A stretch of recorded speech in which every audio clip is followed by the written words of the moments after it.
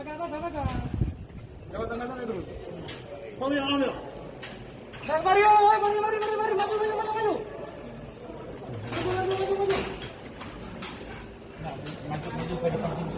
depan pintu. Depan itu. Maju depan.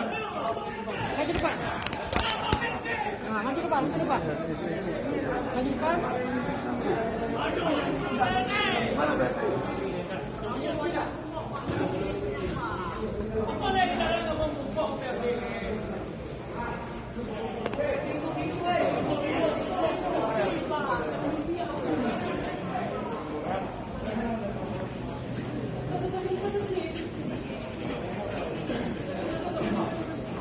Hanya untuk melihat pemimpin kami.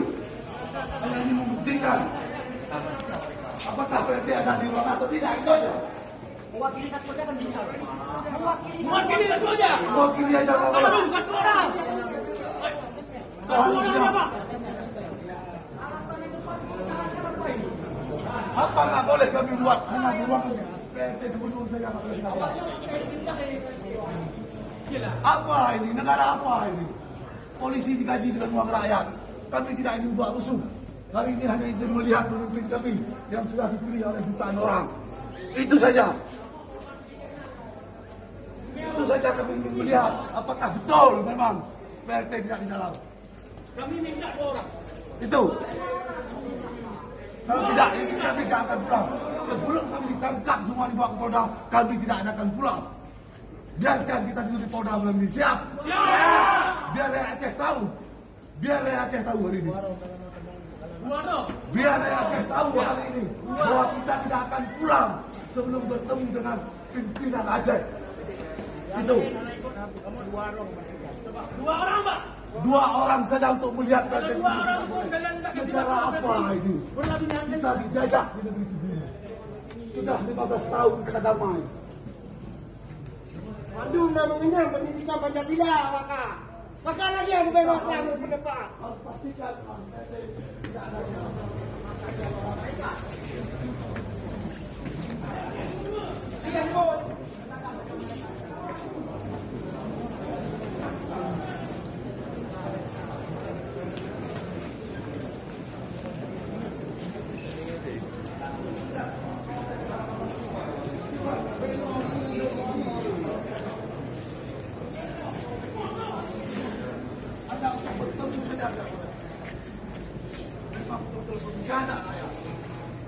bencana triliunan apa yang terbentuk rakyat.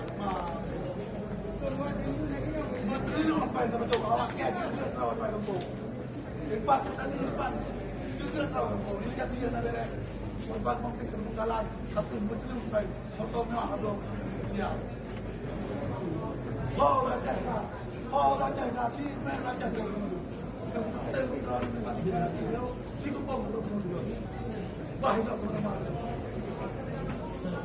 Bahaya kemana-mana orang.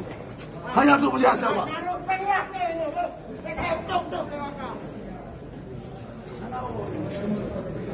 Kita tidak akan pulang sebelum melihat apakah